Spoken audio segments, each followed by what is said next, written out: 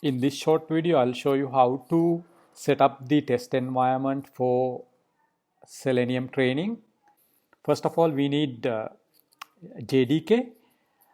You can use latest version JDK 15. You should use at least JDK 8, a stable version. You can download the JDK for your operating system. If you are working with Windows, select the right version. If you are and select the right version and install it, and follow the installation instructions and verify the JDK installed. Once it is done, you need to install IntelliJ IDEA Community Edition. We are using IDE IntelliJ IDEA. Search for IntelliJ IDEA Community Edition and search for that, and you can go to the download page and select from here and download it, right? Not the ultimate version, the community edition free version. Once the installation is done, you can start IntelliJ IDEA, follow the instructions in IntelliJ IDEA and complete the installation. Once the installation is done, I have the 20.2 version. If there is any later version, the process is more or less same, and you can configure your IntelliJ IDEA with the JDK, right? If you are working with JDK, select the SDK, and you will not have anything here, and you click the plus button and add JDK and select the location where you have installed. Likewise, you can do it, and I have added multiple JDKs. So once this is done, you can start creating a new project by selecting it. If you want to download our test scripts, you can use the get from the version control. We will cover that from a different or separate video. Click on new project, select the Maven, because we are using Maven for the build automation and dependency management. Gradle is the latest version, improved version. It has got Groovy support, and you can do a little bit of programming, unlike in Maven. So in this particular project, we are using Maven for the build automation and dependency management. Select Maven from the left hand menu, then select the SDK, right? Since when you have configured earlier, it will be there. If not, still you can add JDK from here as well. Select the version, say I'm using 1.8 here, and proceed with next. Go select a project folder. The folder should be empty. Let me select Selenium, say 01, and select open, right? And looks okay to me, and press finish button, and your project will be set up in few seconds. Once it is done, you will get the POM file where you will initially set the dependencies. If you go to the project window, select this, and the POM file is available in the root like this, and here you will add all the dependencies required for your particular project. Initially we will be using Selenium WebDriver Java, TestNG for unit testing, and the WebDriver Manager for browser driver management. So 3 libraries or APIs for the project initially. So press the angle bracket, starting one, and DE type, and it will autocomplete, and you press enter button, automatically complete. Press the enter button again to make the space. Now you go to your browser, go to Maven Repository, MVN Repository, search for that, Maven Repository. So this is the place where you have all your dependencies included here. You do not have to go to individual sites and download from there. So all dependencies are located in a central location, like in supermarket, Apico deal, Cargill skills, all dependencies are available here. You can see around 18.5 million artifacts are available. So the first dependency we need is Selenium-java. Type Selenium-java and hit enter. You will be listed with, select the first one. That's the dependency we need. There are alpha versions and the stable version is 3.141.59. So we'll go with the latest version. When Maven is selected, click here and you can see it is automatically copied into clipboard. You don't have to press Ctrl C. Within the dependencies tags, paste Ctrl V and place it here. And usually you will get a red one like this when it's not available. In my case, it's already available in my local repository and it is there.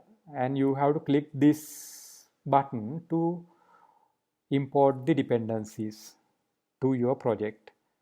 And a copy of this will be available in your machine.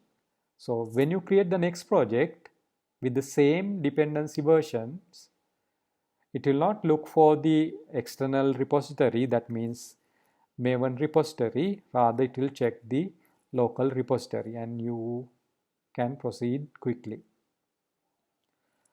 At the time of recording, I had already downloaded, so I did not have any issue and it is all done.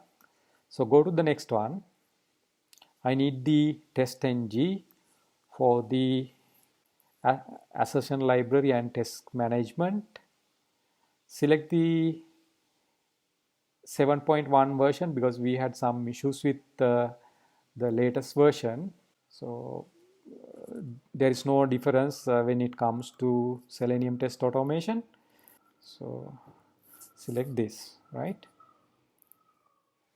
And again you click the refresh button.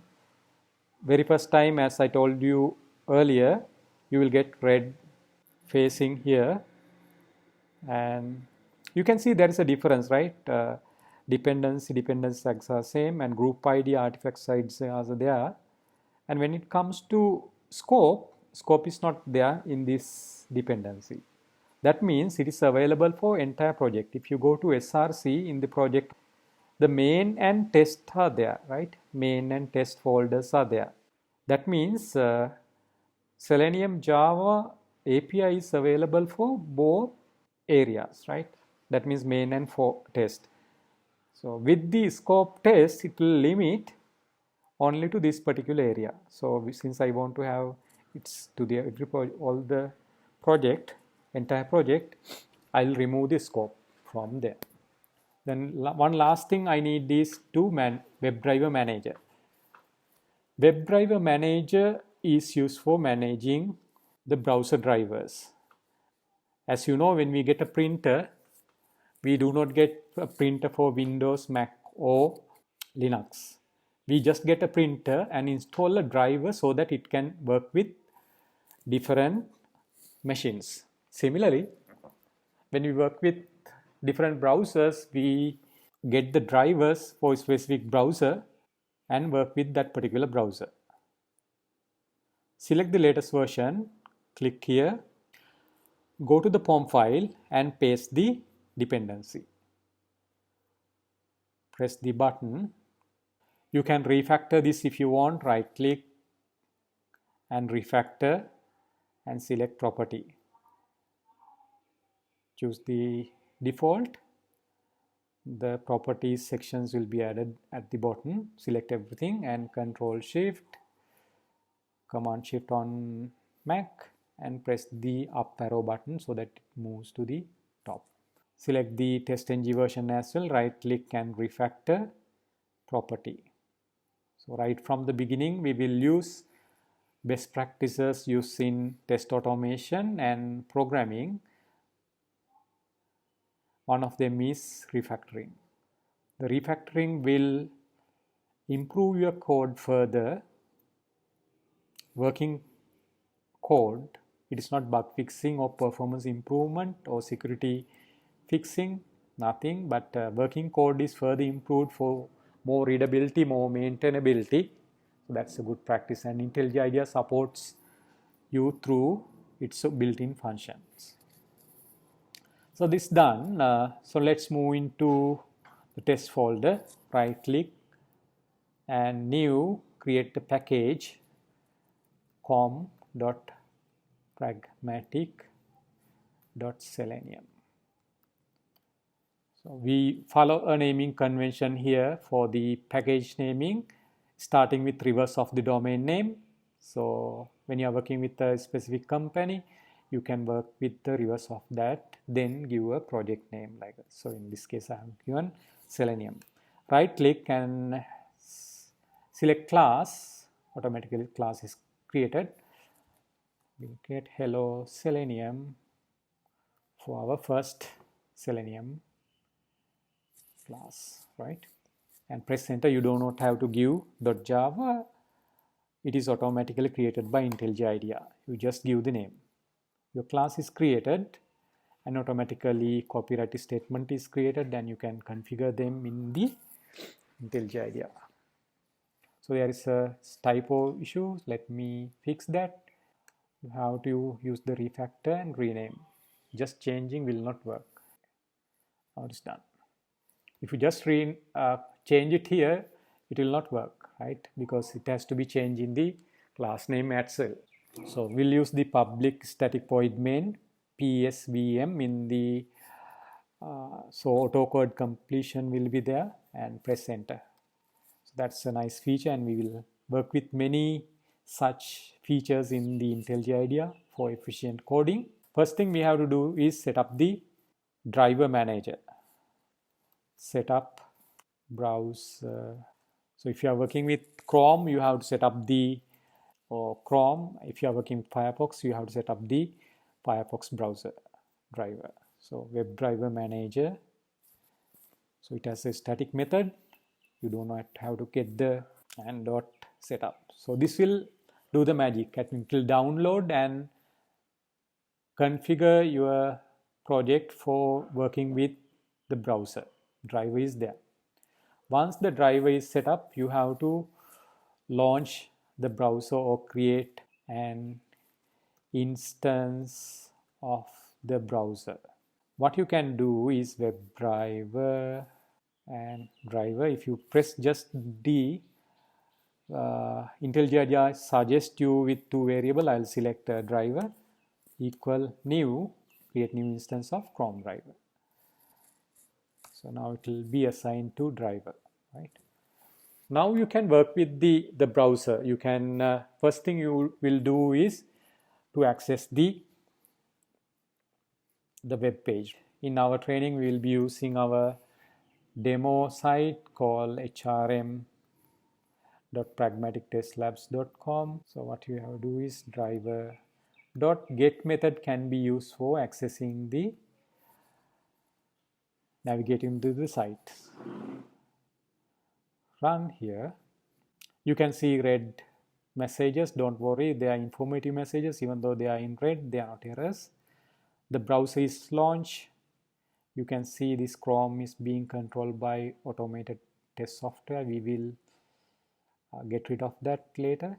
I close it manually. Actually, you should ask your test to do that. Driver.close should be used. There's another one called driver.quit. Read the API documentation and understand the difference between quit and close. Both will work same way in this case because we don't have multiple windows. When you have multiple windows or the tabs open, we need use of them, right? All the code will be hosted in the GitHub. If you go to GitHub and search for Pragmatic Test Labs or the Pragmatic Testers, and the code for this particular project will be available through this project.